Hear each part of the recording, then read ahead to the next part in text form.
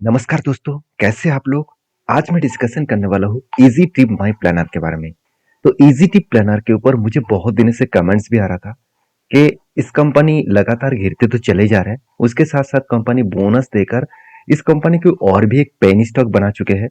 तो क्या सचमुच इस कंपनी फिर से रिकवरी कर पाएंगे? क्या कंपनी फिर से खड़ा हो पाएंगे? तो इस कंपनी के ऊपर मैं डिटेल्स में चर्चा करूंगा, कुछ ऐसे हिडन पॉइंट दिखाऊंगा इजी ट्रिप प्लानर के ऊपर जिसको देखकर आपको एक क्लियरिटी एक मिलेगा इस कंपनी के ऊपर, क्या सचमुच इस कंपनी में दम है कि नहीं है। तो चलो आज वीडियो को शुरू करते हैं। शुरू करने से पहले रिक्वेस्ट करूंगा, इस वीडियो टोटली इन्फॉर्मेशन के तरफ से मतलब इन्फॉर्मेशन के हिसाब से मैं आपके साथ शेयर करूँ, तो इसको जानकारी लेने के बाद ही आप काम करना। तो देखिए, सबसे पहले मैं कंपनी के कुछ हिडन पॉइंट आपके साथ शेयर करूंगा। देखिए, सबसे पहले ये देखना है कि जो ऑनलाइन टिकट बुकिंग सेगमेंट है, उस इंडस्ट्रीज किस तरीके से ग्रोथ कर रहा है और वो भी ग्लोबली मार्केट में किस तरीके से ग्रोथ कर रहा है, ये सबसे पहले जानना है। क्योंकि देखिए, इंडिया किसी भी फील्ड में फास्ट नहीं होता। उससे पहले अमेरिका होते हैं, यूरोप कंट्रीज होते हैं, चाइना होते हैं, जापान होते हैं, उसके बाद इंडिया का नाम देखने को मिलता है। क्योंकि जीडीपी के हिसाब से भी वो पीछे है और मतलब डेवलपमेंट के हिसाब से भी डेवलप कंट्री से पीछे है। तो देखा जाए तो global travel industries booking back from the pandemic, मतलब पैंडेमिक के बाद किस तरीके से बुक किया। देखिए, 550 556 यूएस बिलियन डॉलर से लेकर आज 2024 के हिसाब से देखा जाए तो 1381 बिलियन डॉलर तक पहुंच चुके हैं। मतलब 26% का जंप हुआ है। तो कोविड के टाइम में करेक्शन हुआ था, उसके बाद रिकवरी भी कर चुके हैं। अभी देखिए, कोविड के टाइम में जो टोटल ट्रैवल मार्केट था वो 556, जो यहाँ पे डेटा देखने को मिला, वो डेटा कितना ग्रोथ हुआ है? 26%। अभी यही डेटा कहाँ से बढ़े, कौन सा कंट्रीज में बढ़े आप देखेंगे तो यूएस में बढ़ा 29%, मतलब 2018 में था। अभी यूएस में कितना है? 27%। सॉरी, माफी चाहता हूँ। यूएस तो एक्चुअली इस यहाँ पे देखिए, यूएस था 32% और अभी 33% है। 2018 में 32% था, अभी 33% है। यूरोप पहले 29% था, आज 27% है। और उसके बाद देखिए, एपीएस मतलब ऑल ओवर जो पैसिफिक कंट्रीज है, वो 31% था, 32% हो चुके हैं। बाकी अदर्स कंट्री जो है वो 8% था, 8% है। मतलब अमेरिका से लेकर यूरोप का जो मतलब बिजनेस है वो धीरे धीरे करके बाकी कंट्रीज में शिफ्ट हो रहा है। तो यहाँ पे मैं एक चीज बता दूं कि इस सेक्टर में कितना ग्रोथ हो रहा है, आप यहाँ पे देख सकते हैं। जो पहले 2018 में 46% का ग्रोथ हो रहा था, 2020 में 53% का ग्रोथ हुआ। अभी करेंटली 2024 के डेटा के हिसाब से 56% के हिसाब से ऑनलाइन ग्रोथ यहाँ पे देखने को मिला। अभी देखिए, इंडियन मार्केट को रिसर्च करना पड़ेगा, क्योंकि हम लोग जिस कंपनी के ऊपर काम करने वाले हैं वो तो इंडियन मार्केट के ऊपर है। तो इंडियन डोमेस्टिक जो पैसेंजर ट्रैफिक वॉल्यूम्स है, अगर वो देखा जाए तो वो ग्रोथ बहुत शानदार हो रहा है। 2020 में देखा जाए तो सिर्फ 1% का ग्रोथ हो रहा था। 2021 में 62% के हिसाब से ग्रोथ हुआ और लगातार बढ़ते बढ़ते आज मतलब 2024 में करीबन करीबन 156 नंबर ऑफ मिलियंस में ग्रोथ हुआ, जो सबसे हाईएस्ट हाईएस्ट हो चुके हैं।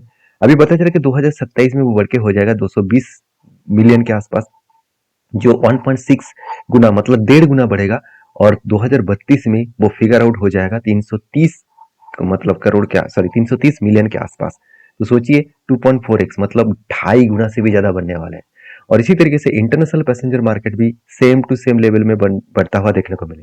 तो इंटरनेशनल मार्केट जितना बढ़ेगा उससे कई गुना ज्यादा इंडियन मार्केट में इंडिविजुअली बढ़ने का चांसेस है। तो ये पॉइंट जो है बहुत डीपली कंपनी को मेंशन कर रहा है कि कंपनी में कितना स्टेबिलिटी है। अभी देखिए, ये तो हमने दिखाया कि पूरा सेक्टर में क्या हो रहा है। अभी मैं ये दिखाऊंगा कंपनी के इंडिविजुअली क्या हो रहा है। देखिए, कंपनी इंडिया के सेकंड लार्जेस्ट ओटीए प्लेटफॉर्म है, मतलब ऑनलाइन ट्रैवल एजेंसी है। और देखा जाए 2008 में लिस्टिंग हुआ था और सेकंड लार्जेस्ट इसलिए बताया जा रहा है क्योंकि कैश जो सरप्लस है यहाँ पे कंपनी का बहुत शानदार पॉजिटिविटी देखने को मिले। और देखा जाए तो ओनली प्रॉफिटेबल ओटीए प्लेटफॉर्म है। तो आईआरसीटीसी के बाद अगर किसी प्लेटफॉर्म ऑनलाइन बिजनेस करके, ऑनलाइन टिकटिंग बिजनेस करके पॉजिटिव में है, प्रॉफिट में है, वो है इजी माई ट्रिप। तो यहाँ पे आप देख सकते हैं कोविड के बाद कंपनी अच्छा खासा ईबिटा मार्जिन पे ग्रोथ किया। तो फाइनेंशियल ईयर के हिसाब से देखा है तो 422 बिलियन के आसपास कंपनी यहाँ पे ग्रोथ को देखने को मिले। बाकी कंपनी के और कुछ पॉइंट्स मैं आपके साथ शेयर करूंगा जब आप ये डेटा देखेंगे।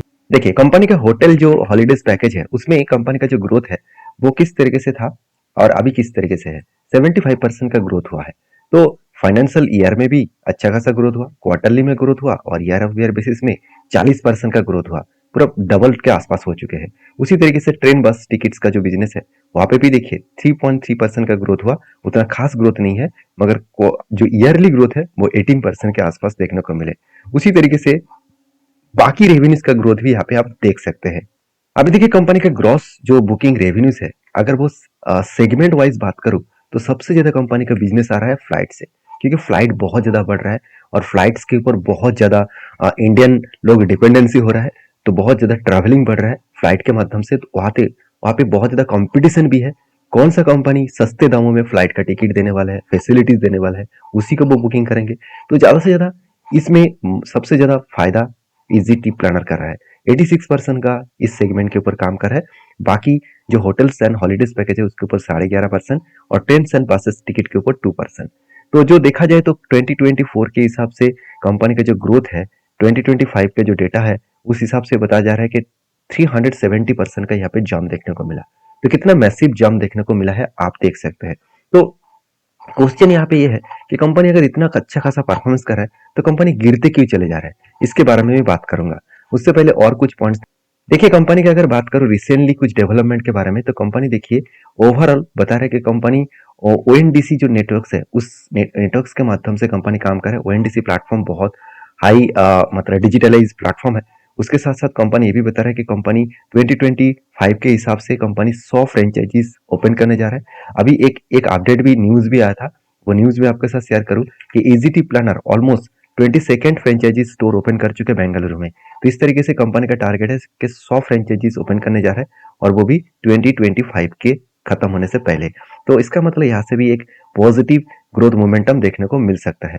तो कंपनी देखा जाए तो अलग अलग प्रोडक्ट को लॉन्च भी कर रहा है, जैसे देखिए launch easy green mobility system को भी लॉन्च कर रहा है, जिसके लिए कंपनी 200 करोड़ का इन्वेस्टमेंट भी यहाँ पे करने जा रहा है। आप देख सकते हैं 200 करोड़ का इन्वेस्टमेंट यहाँ पे करने जा रहा है। साथ ही साथ कंपनी कुछ ग्रीन मोबिलिटी मैन्युफैक्चरिंग 4,000 से 5,000 इलेक्ट्रिक बसेस मैन्युफैक्चरिंग का भी ऑर्डर कंपनी यहाँ पे देने वाला है। मैं पहले ही बता चुका हूँ कंपनी ईवी बसेस मार्केट में भी उतरने वाला है, जो मैंने एक पिछले वीडियो में आपके साथ शेयर किया था। साथ ही साथ ये भी देखा जाए तो ईजीटी प्लानर के जो है वो आजादी मेगा सेल्स यहाँ पे कंपनी फ्लाइट के ऊपर दे रहा है। सबसे ज्यादा सेल्स कंपनी सबसे ज्यादा देते हैं, तो इसलिए ज्यादा से ज्यादा लोग ईजीटी प्लानर के माध्यम से टिकट बुकिंग करते हैं। देखिए इस प्लेटफॉर्म अकेला नहीं है, इस प्लेटफॉर्म में बहुत सारे प्लेयर्स है, तो उसको कंप्लीट करके टक्कर देकर आगे बढ़ना इतना शानदार नहीं है, मतलब इतना आसान नहीं है। अगर मैं कंपनी के परफॉर्मेंस वाइज बात करूं तो आप देख सकते हैं कंपनी का जो वैल्यूएशन है, तो वैल्यूएशन एक टाइम चला गया था करीबन 140 के आसपास, और उसके हिसाब से देखा जाए तो कंपनी लास्ट 5 ईयर्स में कंपनी का वैल्यूएशन एकदम सस्ता हो चुके हैं 33 के आसपास। मतलब यहाँ से रिबाउंड करने का चांसेस तो जरूर है। अभी कंपनी की इंडस्ट्रीज पी रेशियो से कंपनी का पी रेशियो बहुत सस्ता है, आरओसी आरओई बेस्ड है, 1 रुपया भी कंपनी के पास कर्जा नहीं है, 1 रुपया। ये सबसे सबसे बेस्ट पॉइंट है, क्योंकि कंपनी के ऊपर जो प्रॉफिट रेशियो बढ़ रहा है आप देख सकते हैं। सेल्स देखिए एक रेंज के हिसाब से ग्रोथ हो रहा था, कंपनी इस बार सेल्स थोड़ा सा कम हो गया। अभी सेल्स कम होने के पीछे रीजन भी आप देख सकते हैं। जो सेल्स कम होने के पीछे रीजन है कि कंपनी के देखिए ईयर ऑफ ईयर जो सेल्स का ग्रोथ है, वो ग्रोथ अगर देखे, मैं थोड़ा सा इसको जूम कर देता हूँ। हाँ, अभी जो ईयर ऑफ ईयर बेसिस में ग्रोथ देखे, जो सितंबर के 2022 में 84% का ग्रोथ था, अभी सितंबर के 23 में सिर्फ 15% हो गया, और अभी कितना है 14%। मतलब सेल्स का जो ग्रोथ है वो कम हो चुके हैं। क्यों? क्योंकि मार्केट में बहुत ज्यादा कंपटीटर आ चुके हैं। पहले इतना ज्यादा कंपटीटर नहीं था, आज कंपटीटर बढ़ चुके, तो जिसके लिए मार्केट में थोड़ा सा प्रेशर आ जाया, इसलिए कंपनी बिजनेस को थोड़ा सा डाइवर्सिफाइड करना चाहते हैं, इलेक्ट्रिक बसेस के हिसाब से, अलग अलग फ्रेंचाइजीज मॉडल के हिसाब से, तो अलग अलग प्रोडक्ट के ऊपर इन्वेस्टमेंट करके तो कंपनी खुद के बिजनेस को और भी बड़ा करना चाहते हैं। साथ ही साथ ये भी देखा जाए कंपनी का जो नेट प्रॉफिट है वो लगातार एक पॉजिटिवली ग्रोथ कर रहा है। हाँ, इस बार प्रॉफिट बहुत कम हुआ, और यही लास्ट कुछ फ्यू क्वार्टर्स में हालत खराब होने के कारण कंपनी के ऊपर लगातार गिरावट का माहौल जारी रहा। अगर मैं कंपनी के बैलेंस शीट को देखूं, आप देख सकते हैं कंपनी के बीच 5 साल 3 साल में बहुत तगड़ा परफॉर्मेंस हो रहा था। अभी करंट ईयर में कंपनी मतलब टिल टू मंथ में कंपनी का खास परफॉर्मेंस नहीं है। अगर बैलेंस के बारे में बात करूं तो कंपनी का जो बैलेंस शीट देखने को मिला, जो यहाँ पे डेटा देखने को मिले, वहां पे देख सकते कंपनी के पास कर्जा तो नहीं है, मगर रिजर्व कंपनी को लगातार बढ़ते चले गए। Fixed asset same to same है, कंपनी के अच्छा खासा इन्वेस्टमेंट भी देखने को मिले। और इन्वेस्टर देखिए, हम लोग यही सोच रहे कि कंपनी बेकार है, चलो कंपनी के ऊपर डिसीजन ना लिया जाए तो अच्छा है, मगर यहाँ पे देखिए एफएस ने क्या किया, खुद के होल्डिंग को बढ़ा दिया। और डीएस ने क्या किया, खुद के होल्डिंग को कंटिन्यू रखा और पब्लिक के पास सेम टू सेम होल्डिंग है और नंबर ऑफ शेयर होल्डर्स भी यहाँ पे बढ़ चुके हैं। तो सीधा सीधा कहूँ कि कंपनी छोटा होने के कारण इंस्टीट्यूशन उतना ज्यादा क्वांटिटी को ऐड नहीं किया, फिर भी कंपनीज के ऊपर अगर डेटा को देखो टेक्निकली, कंपनी के ऊपर लगातार एक प्रेशराइज बनता हुआ देखने को मिले। कंपनी के ऊपर देखिए लगातार सेलिंग होता गया, लगातार सेलिंग होता गया और ये जो सेलिंग है मैंने आपको ये भी बताया कि कंपनी के दो जगह पे स्ट्रांगली इसको रेजिस्टेंस मिल सकता है। तो यहाँ पे एक रेजिस्टेंस है और दूसरा रेजिस्टेंस कुछ इस तरीके से जगह पे उसको देखने को मिल सकता है। तो दो रेजिस्टेंस और लास्ट में जो इसका ओपनिंग रेजिस्टेंस, सॉरी रेजिस्टेंस नहीं, माफी चाहता हूँ, सपोर्ट देखने को मिलेगा, माफी चाहता हूँ। तो सपोर्ट यहाँ पे मिलेगा फर्स्ट 14 रुपीज के आसपास और सेकेंड जो सपोर्ट है वो मिलेगा 11.37 के आसपास और थर्ड जो सपोर्ट है वो मिलेगा 5.13 रुपीज के आसपास। अभी देखिए तीन सपोर्ट मैंने आपके साथ मेंशन किया। अगर मैं इस टेक्निकली चार्ट पैटर्न्स को मैं दूसरी तरीके से देखूं, अगर मैं पैटर्न वाइज देखूं, तो मुझे यहाँ पे एक शानदार पैटर्न्स देखने को मिला जो है 52 का हाई लो का पैटर्न्स। मैं 52 का हाई लो का पैटर्न्स के हिसाब से किस तरीके से काम करता हूँ, अगर मैं 52 हाई लो के प्रीवियस डेटा देखूं तो इसका रूल्स क्या है कि जब भी 52 हाई होने के बाद फर्स्ट टाइम किसी जगह पे 52 लो को टच करेंगे, ये जो दो लाइन्स है, ग्रीन लाइन जो ब्लू लाइन है वो 52 हाई का लाइन और जो रेड लाइन है वो 52 लो का लाइन। तो जब लो लाइन को फर्स्ट टाइम टच करेंगे तो वहां पे मैं डिसीजन लेता हूँ पॉजिटिव। उसके बाद जो मतलब चार्ट जब 52 हाई को टच करेंगे तब मेरा पोजीशन क्लोज होता है। तो यहाँ पे टोटल मैं फिगर आउट के बारे में बात करूँ तो जब एंट्री हुआ था उससे लेकर इस फिगर आउट को देखूँ तो 321 दिन लगा, एक साल लग चुके हैं और 33% का यहाँ पे मैसिव जंप दिखाया है। तो क्या इस एंट्री के बाद नीचे नहीं आया था? हाँ बिल्कुल आए थे।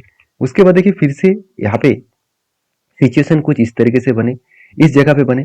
तो करंटली जो लेवल है उस लेवल से अगर मैं यहाँ पे पिक लेवल तक भी देखूं तो ओवरऑल एक अच्छा खासा मैसिव जंप होने का चांसेस है। तो कितना जंप होगा, कब होगा वो तो पता नहीं है। हाँ एक चीज मैं जरूर कहूंगा कि यहाँ से मैं अगर और भी अराउंड 20 मतलब 30% के आसपास करेक्शन होता है तो और कुछ पॉजिटिव डिसीजन में लेने वाला हूँ।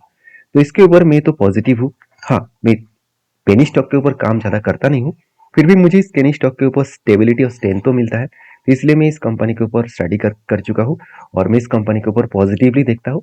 मैं आपको रिक्वेस्ट करूंगा आप आपके हिसाब से डिसीजन लीजिए, थोड़ा सा स्टडी करिए, डीपली रिसर्च करें, उसके बाद काम करें। वीडियो में अगर जानकारी अच्छा मिले तो प्लीज लाइक करें। Thank you.